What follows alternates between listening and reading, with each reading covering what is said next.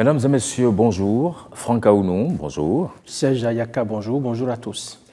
Elle est au cœur des réformes institutionnelles qui ont cours depuis 2016 au Bénin. Et visiblement, elle conditionne la bonne relance du développement local et permet de répondre de manière plus efficace et efficiente aux besoins multiples des populations avec le territoire comme ancrage. La décentralisation, faut-il le préciser, dans sa conceptualisation de 2016, est un moteur de développement. Mais qu'est-ce qui a fondamentalement changé dans la gestion des communes depuis ces 8 dernières années? Quand on parle des communes de Bénin, eh bien, impossible d'occulter le fonds d'appui au développement des communes. Comment le transfert de ces ressources du FADEC aux 77 communes de notre pays a-t-il été géré? Quels ont été les impacts principaux? Dans les 52 prochaines minutes, nous ferons, avec Monsieur le ministre de la Décentralisation et de la Gouvernance locale, le point des 8 années d'exécution du programme d'action du gouvernement de la rupture dans le secteur de la décentralisation. Monsieur le ministre, bonjour. Bonjour, Monsieur Serge Ayaka. Merci d'accepter de répondre à nos questions. C'est un plaisir pour moi. Bonjour, Monsieur le ministre. Bonjour, Monsieur Franck Aounou. Quelles sont les principales réalisations du PAG dans le secteur de la décentralisation ces 8 dernières années? Merci beaucoup. Je vais dire d'abord bonjour aux téléspectateurs. Et les principales réalisations ces 8 dernières années dans le secteur de la décentralisation. Il y en a beaucoup, mais je vais peut-être en citer 6. Nous allons d'abord commencer par la fixation des 12 chefs-lieux de département du Bénin. Et ceci a été fait depuis le 7 juillet 2016 pour combler les insuffisances dans l'administration de notre territoire et mieux assurer l'encadrement de sa gestion. Comme vous le savez, pendant longtemps, les gouvernements successifs n'ont pas pu franchir le cap de désigner ces 12 chefs-lieux de département, soit par calcul politique ou par marchandage politique. Toujours est-il que le chef de l'État, M. Patrice Talon, dès sa prise de pouvoir, a pris la mesure de la situation et a fixé ces 12 chefs-lieux de département. Et dans la foulée, évidemment, il a procédé à la nomination de 12 préfets de département, ceci également dès le 7 juillet 2016, pour prendre en charge cette nouvelle dynamique dans l'administration du territoire. Il est évident que c'était nécessaire parce qu'il fallait beaucoup de courage politique pour le faire et ne pas se laisser entraîner dans la spirale de l'inaction qu'on a vécue pendant longtemps. Ces nominations ont permis de rendre plus visible et opérationnelle l'action de l'État par l'accélération du processus de déconcentration en vue du renforcement de la décentralisation, de la démocratie à la base et de la gouvernance participative. Troisième chose, il y a la construction actuellement en cours des 11 cités administratives départementales qui seront opérationnelles dès 2025. Je pense que c'est salutaire pour notre pays. Vous n'êtes pas sans savoir que l'administration territoriale est restée dans le délabrement et dans le dénuement dans nos départements. Et en procédant à cela, le chef de l'État va doter chaque préfecture, disons, de bureaux potables, de résidences pour les préfets, de résidences pour les secrétaires généraux des départements et de bureaux adéquats pour les directions départementales, ce qui est vraiment salutaire. Et en quatrième lieu, je vais parler de la réforme structurelle du secteur de la décentralisation comme principale réalisation dans le secteur de la décentralisation.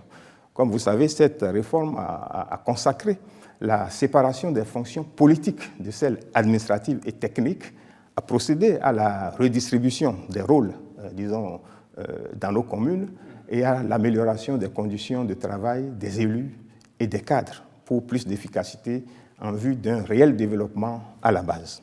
Je parlerai de l'adoption de la nouvelle politique de décentralisation et de déconcentration, la PONADEC, qui s'étendra de 2024 à 2033, disons, pour pouvoir redynamiser notre manière de procéder à la décentralisation dans notre pays. Et après cela, il faut parler de l'augmentation des salaires et de la revalorisation de la grille salariale au niveau des agents des collectivités territoriales. Donc, depuis le 7 décembre 2022, c'est devenu une réalité. Je pense essentiellement, pour ne pas trop m'étendre, c'est ce qu'on peut citer comme principale réalisation dans le secteur de la décentralisation. Alors, Monsieur le ministre, au-delà de tout ce que vous venez de citer, et puis Franck l'a rappelé il y a quelques instants, on ne peut parler de décentralisation au Bénin et occulter le FADEC. Comment le transfert de ces ressources du FADEC aux 77 communes a-t-il été géré? Et puis, si vous le voulez, quels en ont été les impacts principaux? Depuis 2016, le gouvernement a augmenté substantiellement le transfert des ressources aux communes. Vous savez, vous avez parlé du FADEC, le Fonds d'appui au développement des communes, c'est le principal mécanisme de transfert de fonds du budget national vers les communes ayant l'autonomie financière et la personnalité, disons, juridique. Il faut quand même qu'elles disposent de moyens pour pouvoir fonctionner. Ainsi, sur la période de 2016 à 2023, près de 400 milliards de francs CFA ont été transférés du budget national aux communes à travers le FADEC, investissement, soit en moyenne 50 milliards par an, représentant plus de 2 fois la dotation d'avant 2016. Donc avant 2016, on était dans l'ordre de 22 milliards par an. Nous sommes aujourd'hui à 50 milliards par an transférés aux communes. Cela a permis évidemment de réaliser dans les 77 communes près de 7500 infrastructures socio-administratives dans divers domaines. Je vous fais grâce des détails, on va y revenir. Bien sûr. On va y revenir. C'est salutaire. Avant, le FADEC n'était pas utilisé dans les règles de l'art, mais on peut se demander, avec un tel afflux de fonds, avons-nous l'assurance que ce serait mieux géré? Oui, évidemment, tout le mécanisme est en place à travers les audits et les structures de surveillance et de contrôle pour que ces fonds soient gérés à bon escient. Qu'est-ce qui donc a fondamentalement changé dans la gestion des communes depuis ces 8 dernières années, Monsieur le ministre? Depuis avril 2016 à ce jour, les interventions du gouvernement ont impacté positivement le secteur de la décentralisation. Ainsi, on peut noter une amélioration au niveau de la manière de gérer dans les communes, la production technique ou les prestations dans les communes ont été améliorées et donc la gestion administrative et financière des communes a été améliorée et cela a induit un accroissement des ressources propres des communes. Vous savez, à côté du FADEC, il est demandé à chaque commune de mettre en place l'environnement propice à, disons, générer des ressources propres. Et nous pouvons dire aujourd'hui avec fierté qu'avec cette réforme, nous avons assisté à l'augmentation des ressources propres dans environ 64 communes sur les 77, à certains endroits passant même du simple au triple. Les communes qui traînent encore les pas, nous sommes en train de faire le diagnostic et avec l'aide de la cellule de suivi et de contrôle de la gestion des communes, pour mieux les accompagner. Les accompagner pour qu'elles ne soient pas, disons, du reste. Il y a eu une amélioration de la qualité des actes ou bien des prestations fournies par les communes. Et également, le cadre de travail dans les préfectures et dans les mairies, ce cadre a été amélioré parce qu'il y a eu une professionnalisation des principales fonctions techniques et administratives. Avant, c'était laissé libre à chaque maire de recruter qui il voulait. Si ce n'est pas un partisan politique, c'est peut-être un proche. Aujourd'hui, ce n'est plus le cas, comme vous savez. Il y a un fichier national pour les principales fonctions administratives et techniques et le tirage se fait par les maires dans ce fichier au sort. Donc aujourd'hui, on peut être sûr que les aléas politiques vont être laissés de côté et qu'il n'y aura plus les interférences que nous avions connues par le passé. Évidemment, dans la foulée, les principales fonctions techniques étant en place, c'est-à-dire le secrétaire exécutif accompagné des autres cadres, il y a lieu de procéder au renforcement du personnel, de ce personnel qualifié et aussi du personnel qui existait et qu'il faut quand même accompagner pour renforcer leurs capacités pour que ce personnel soit à disposition de ceux qui ont été tirés, disons, du fichier national. Oui. Alors, Monsieur le ministre, permettez-moi de revenir un peu à la manne substantielle de 400 milliards que vous avez évoqué tantôt. Une chose est de mettre à la disposition des communes ces fonds-là, mais une autre est de s'assurer de leur gestion dans les règles de l'art. Est-ce que vous donnez cette assurance que c'est fait correctement pour éviter les dérapages? Qu'est-ce qui se fait? Oui, évidemment. Ça c'est la moindre des choses. Comme je l'ai dit, si le gouvernement se permet aujourd'hui d'accroître, disons, les transferts de fonds, c'est parce que nous nous sommes assurés que le mécanisme de suivi de ces fonds-là est en place. Il y a d'abord l'instauration d'une pratique régulière d'audit des subventions de l'État aux communes, c'est-à-dire audit FADEC. Il s'agit d'un audit annuel qui est fait dans toutes les communes, annuellement. Ça fait même partie des conditionnalités pour continuer à mettre à disposition des fonds venant du budget national et même des partenaires techniques et financiers. À côté de cela, il y a la pratique de missions de contrôle et de vérification diligentées par toute structure compétente. J'ai parlé tantôt de la cellule de suivi et du contrôle de la gestion des communes. Il y a aussi les inspections du ministère, donc notamment l'IGM, l'inspection générale du ministère de la décentralisation, peut diligenter dès qu'on apprend quelque chose. Nous sommes à l'écoute, que ce soit dans la presse ou des rumeurs, dès qu'on apprend quelque chose, on diligente pour aller vérifier. Et aussi l'inspection générale des finances également fait la même chose. Donc ces structures de contrôle sont à pied d'œuvre à tout moment pour aller par sondage ou bien dès qu'on a une rumeur pour aller vérifier ce qui se passe.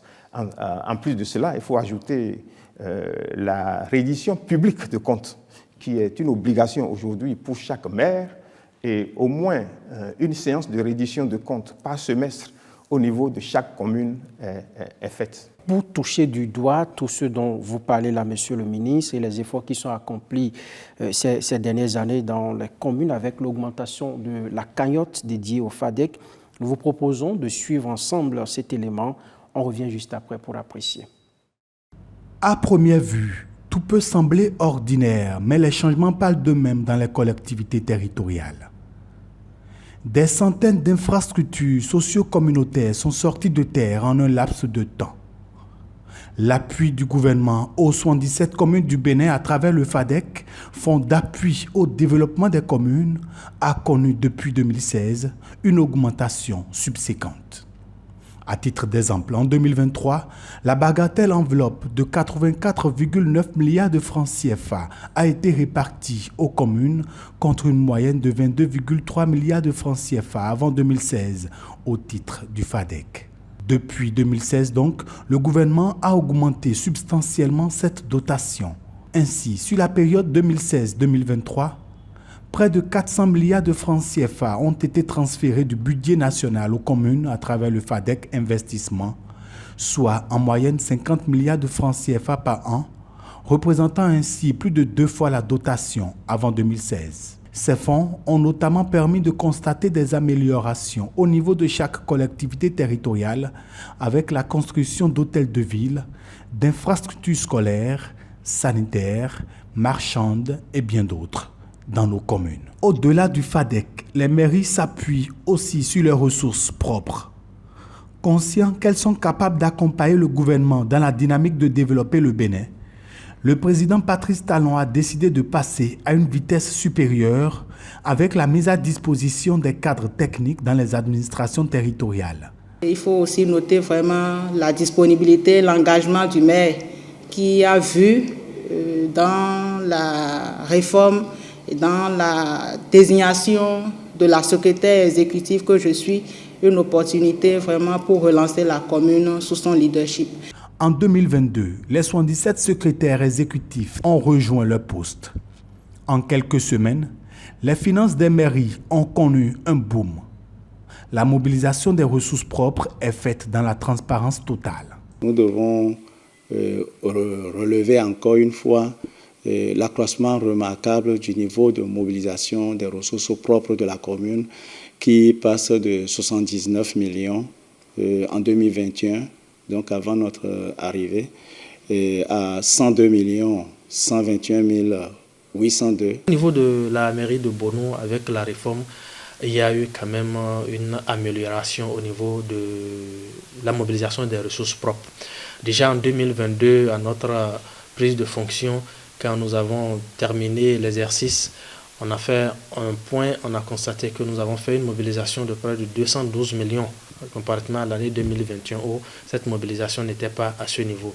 En 2020, par exemple, la mobilisation des fonds propres, c'est pratiquement 1 milliard. On était à 1 milliard en 2020. Mais en 2023, nous sommes passés à près de 2 milliards. Au plan de la mobilisation des ressources propres, il faut dire qu'avant l'avènement de la réforme, la mobilisation oscillait autour de 1 milliard 400 millions. Mais à partir de 2022, nous avons mis en place des stratégies qui nous ont permis de passer en 2023 à plus de 2 milliards de mobilisation de recettes propres.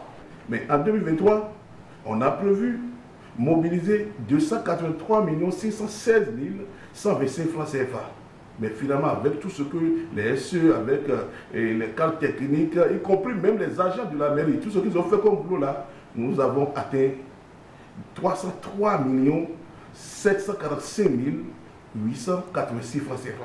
Je crois, au moment où nous prenions les rênes de l'administration communale de Bopa, les recettes propres de Bopa tournaient autour de 130 millions. L'exercice 2023, déjà, nous sommes à plus de 170 millions de recettes propres.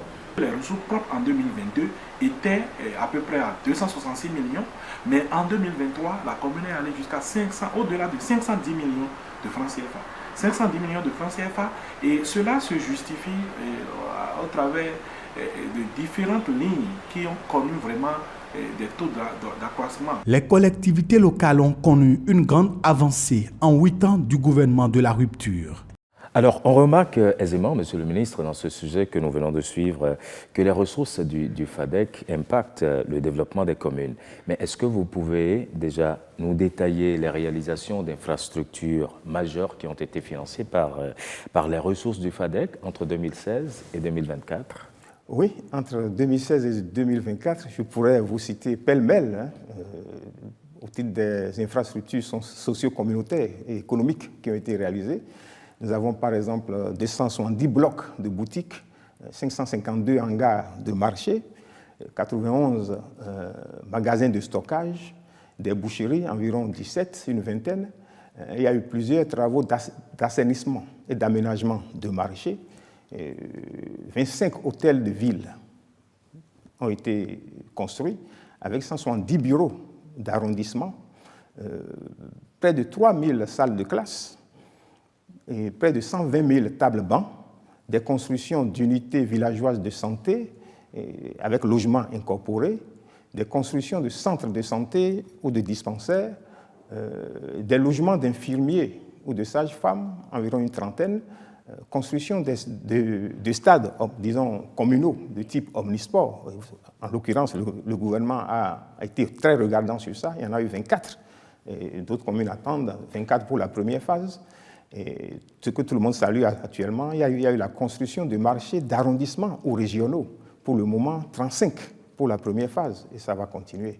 Donc, quand on regarde tout ça, je pense que la physionomie ou le visage de nos collectivités territoriales est en train de changer.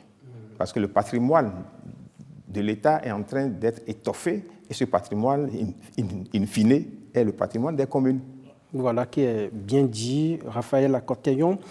Quelles ont été alors les réformes clés mises en œuvre dans le secteur de la décentralisation au cours de ces dernières années et quels en sont les impacts? Je veux parler de ces 2 dernières années pour parler de la réforme structurelle sur le secteur de la décentralisation. Merci bien. Effectivement, la réforme principale ou fondamentale dans le secteur de la décentralisation est la réforme structurelle du secteur de la décentralisation.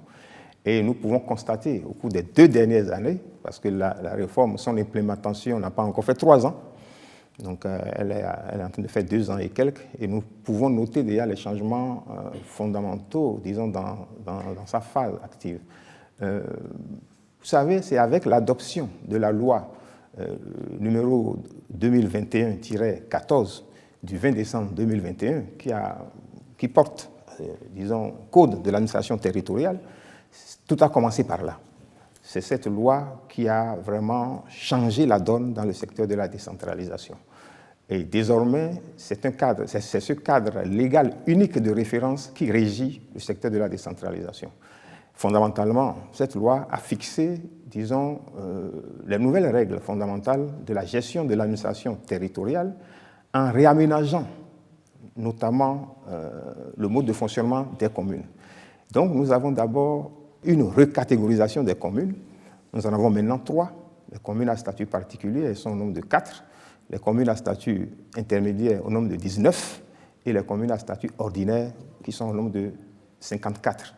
Et tous les 10 ans, il y aura une revue pour voir comment ça va s'opérer. Évidemment, tout le monde va vouloir aspirer à devenir commune à statut d'une forme de compétition. De compétition dans les communes.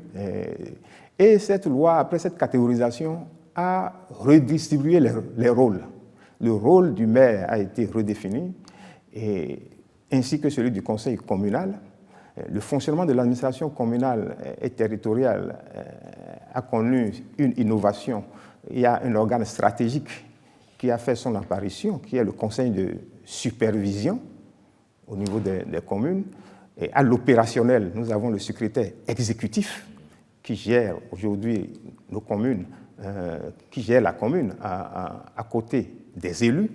Et évidemment, le préfet conserve son rôle de tutelle en tant que représentant de l'État.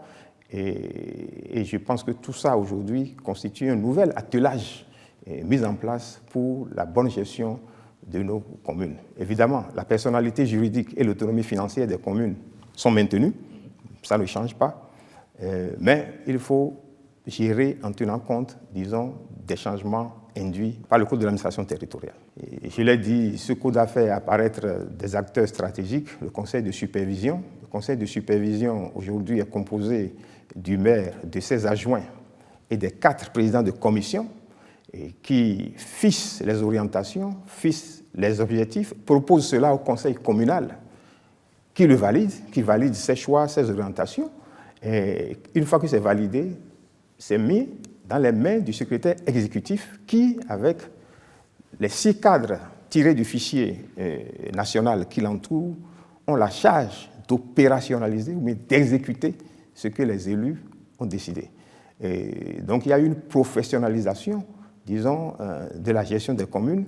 Et par exemple, aujourd'hui, si une commune doit suivre les prescriptions du code, c'est qu'il faut, par exemple, en matière d'aménagement, de développement local, il faut fixer les orientations, fixer les objectifs, dire, par exemple, en matière du schéma directeur d'aménagement de la commune, quelle zone sera à urbaniser, quelle autre sera à garder pour, disons, l'agriculture ou l'élevage, ou bien même l'industrialisation. Et quand tout cela est fixé, avec l'aide des cadres tirés du fichier national, qui sont des cadres d'un niveau ingénieur aujourd'hui, et l'appui des services déconcentrés de l'État en la matière, on pourra être sûr que d'ici quelques années, nos communes auront un visage vraiment digne, disons, de la modernité et répondront aux enjeux de la décentralisation. Oui. Alors, justement, parlant de cette réforme structurelle dans le secteur de la décentralisation, les citoyens se font leur petite idée des différents changements induits par la dite réforme sur le fonctionnement des communes. Dans l'élément qui va suivre, nous vous proposons de suivre l'avis de quelques-uns.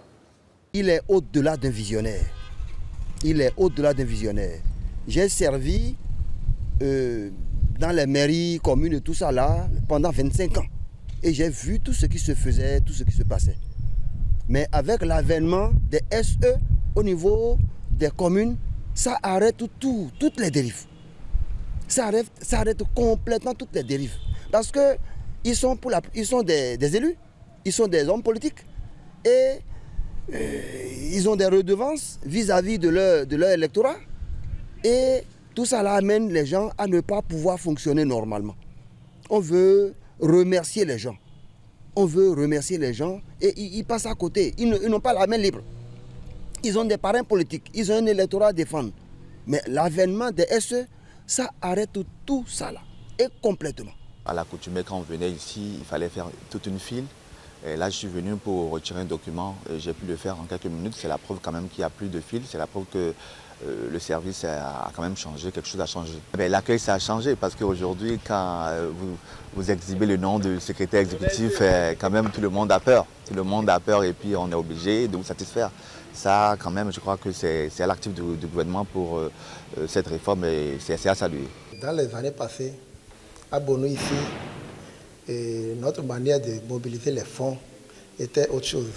Mais aujourd'hui, là, quand les réformes sont arrivées, on nous a, nous en tant que chefs de village, on nous a montré la voie par laquelle nous allons passer pour mobiliser les ressources. Beaucoup de choses ont changé en bien. Il y a le recrutement dans l'administration locale là, qui a vraiment changé. C'est aujourd'hui l'homme qu'il faut à la place qu'il faut. Avant là, les politiciens placent les leurs et ils font de l'administration ce qu'ils veulent. Avec les réformes, la reddition de comptes se passe plus bien. Il faut le dire, nous participons à toutes les étapes de la reddition de comptes. Surtout en tant que CPC, nous sommes associés et des fois c'est nous qui imposons les thématiques. Auparavant, quand vous venez à la mairie pour des légalisations, pour des services, il se trouve que vous ne trouvez pas le personnel en place. Mais avec l'arrivée du SE, du secrétaire exécutif, et l'absence s'oppose. Le retard au travail, ça a cessé. C'est une réforme nécessaire. Et si elle n'existait pas, c'est qu'elle doit exister. Et heureusement, c'est arrivé. Et nous remercions le chef de l'État qui a compris que sans cette réforme, le développement à la base ne serait pas une réalité.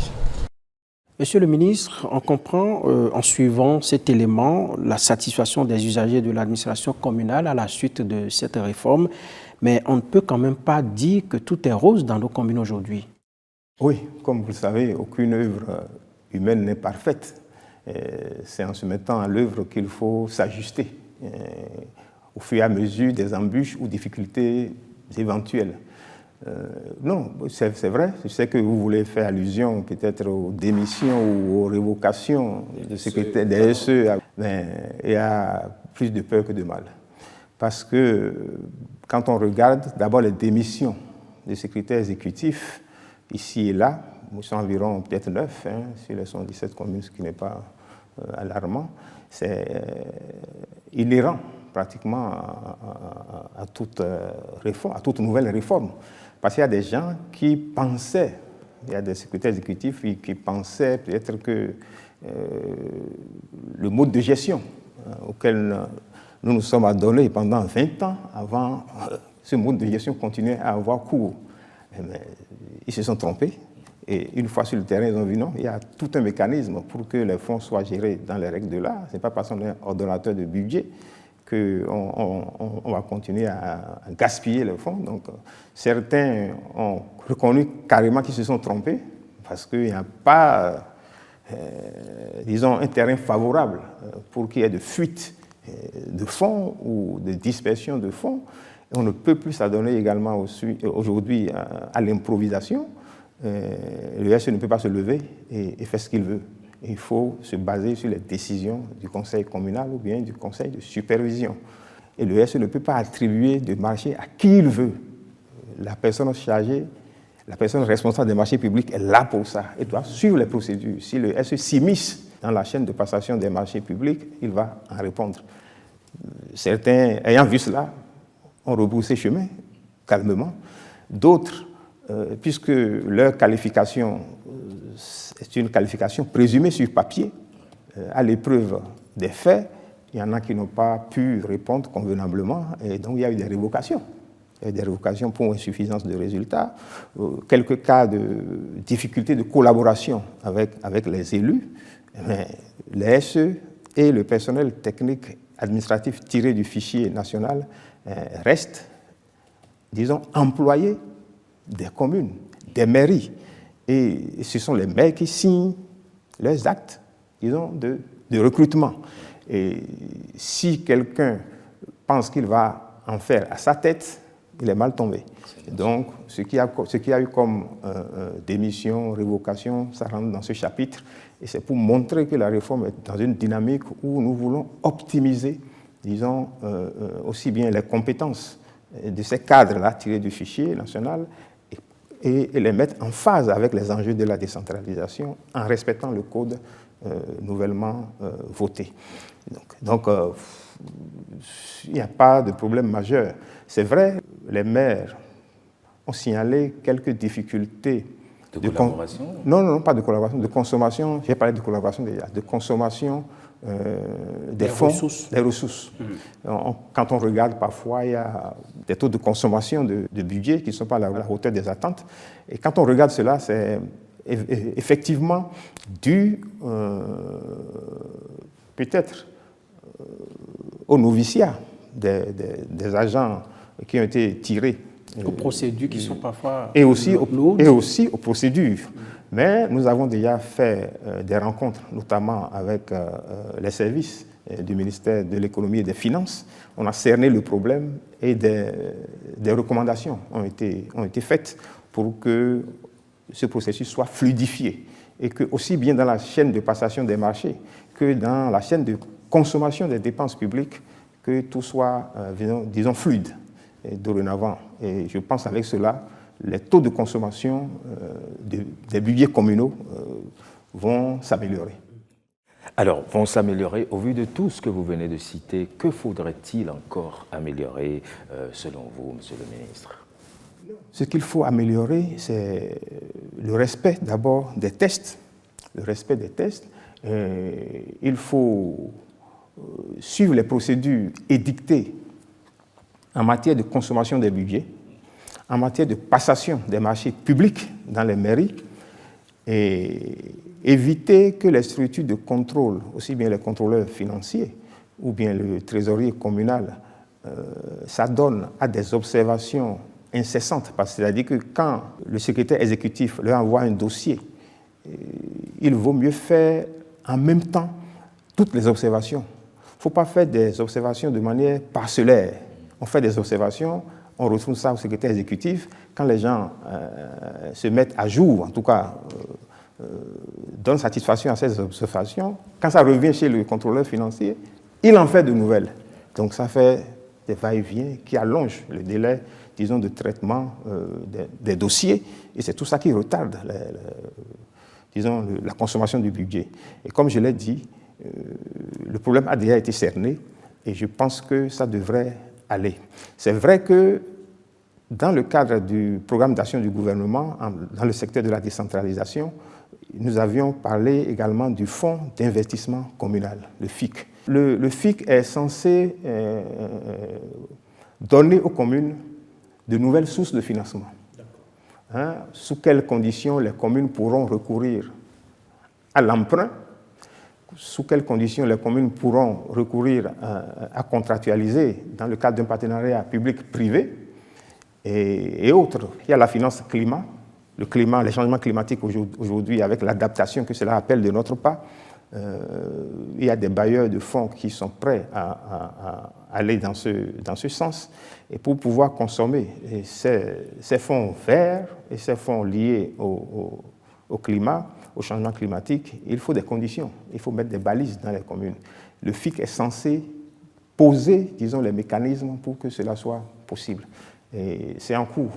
Aujourd'hui, il y a la cellule de suivi et de contrôle de la gestion des communes qui a travaillé sur le FIC.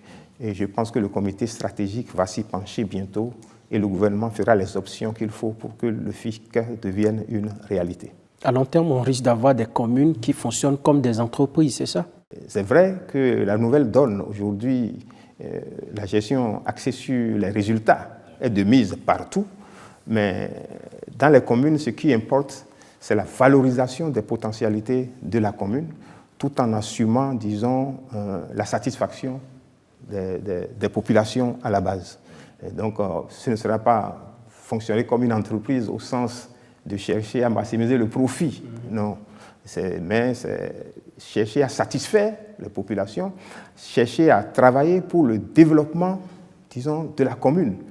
Il faut que le visage que présentera nos communes demain, d'ici 5 ans, d'ici 10 ans, qu'on sente que, avec la réforme, vraiment, il y a eu vraiment une plus-value, quelque chose à bouger positivement. Et que le développement de notre territoire national soit vraiment équilibré. Il faudrait qu'il y ait un équilibre dans le développement du territoire. Alors, on entend parler aussi de la nomination de conseillers juridiques et de conseillers financiers pour les préfets. Toujours en droite ligne de la loi portant code de l'administration territoriale, il y a eu en même temps une réorganisation de nos préfectures, une redéfinition des attributions des préfets, du fonctionnement et de l'organisation des préfectures. Et dans ce sens, chaque préfet sera aujourd'hui entouré, je peux dire, d'un conseiller juridique et d'un conseiller financier, ce qui n'existait pas par le passé. En dehors de ces 2 conseillers-là, il y aura dans nos préfectures dorénavant 2 directions. Au lieu des services auxquels nous avons droit aujourd'hui, il y aura 2 directions. Donc cette nouvelle donne est en cours de concrétisation. Le décret a déjà été pris et les préfets sont actuellement en consultation pour faire les propositions allant dans ce sens. Mais monsieur le ministre, qu'en est-il exactement du CEFAL? Oui, le CEFAL, le Centre de formation pour l'administration locale, le CEFAL. Le CEFAL est à pied d'œuvre et est sollicité fortement dans le cadre de cette réforme. Il n'y a pas de semaine, depuis que la réforme a été implémentée, il n'y a pas de semaine que le CEFAL ne soit pas sollicité pour le renforcement de capacités aussi bien des élus, que ce soit le maire, ses adjoints, les chefs d'arrondissement, les présidents de commission, les conseillers communaux sans charge, mais aussi les cadres, aussi bien tirés du fichier que les autres membres du personnel de la commune, en tout cas de la mairie. Il n'y a pas de semaine, je le dis, que des plans de formation ou de renforcement de capacité ne soient programmés de concert avec la cellule chargée du suivi et du contrôle de la gestion des communes pour pouvoir accompagner tous ces acteurs, disons, dans la mise en œuvre de la réforme. Nous avons, au titre du PAG, prévu même reconstruire le CEFAL et faire du CEFAL un centre à vocation régionale. Les plans architecturaux existent déjà. Tout ça a été fait et transféré au ministère en charge du cadre de vie pour voir si ça tient la route. Après, les appels d'offres seront lancés pour que le CEFAL soit relooké. Mais en matière de compétences, le CEFAL est pleinement engagé dans la réforme structurelle du secteur de la décentralisation et travaille au quotidien. Serge, chers amis téléspectateurs, nous sommes au terme de cette émission bilan consacrée au secteur de la décentralisation. Nous avons entre autres évoqué la mise en œuvre du programme d'action du gouvernement dans le secteur, les réalisations effectuées grâce au fonds FADEC et nous avons passé en revue les défis des 2 années de la réforme structurelle dans le secteur de la décentralisation aussi. Et grâce aux explications du ministre, eh bien, nous avons pu comprendre que beaucoup de choses sont faites dans le secteur pour faire de nos communes des entités au service du développement. Monsieur le ministre, est-ce que vous avez autre chose à dire que vous n'avez pas partagé avec nous au cours de ces moments passés? Non, je ne pense pas que j'ai autre chose à dire, mais je peux quand même dire que depuis 2016, la décentralisation au Bénin a pris un nouvel essor, avec la volonté affichée du chef de l'État d'agir sur les manettes de performance du secteur. En conséquence, le gouvernement a posé les balises et les prérequis d'une meilleure gouvernance de nos collectivités territoriales décentralisées, pour faire d'elles le levier du développement à la base et renforcer, disons, la capacité des communes à faire à terme de grands investissements structurants à fort potentiel socio-économique afin de dynamiser l'économie locale, le tout pour créer dans nos communes les conditions de vie agréables, afin que les populations n'aient pas besoin de partir vers les grandes villes pour avoir accès aux services sociaux de base. Et les effets positifs de ces différentes actions qui procèdent de la mise en œuvre du programme d'action du gouvernement nous projettent vers un lendemain meilleur et garantissent à nos populations rurales et urbaines un plein épanouissement et l'identification de soi. Merci beaucoup à vous, Monsieur le ministre. Merci, je vous remercie. Merci Franck. Merci Serge. Merci à toutes et à tous. Bonne suite des programmes sur nos différentes antennes.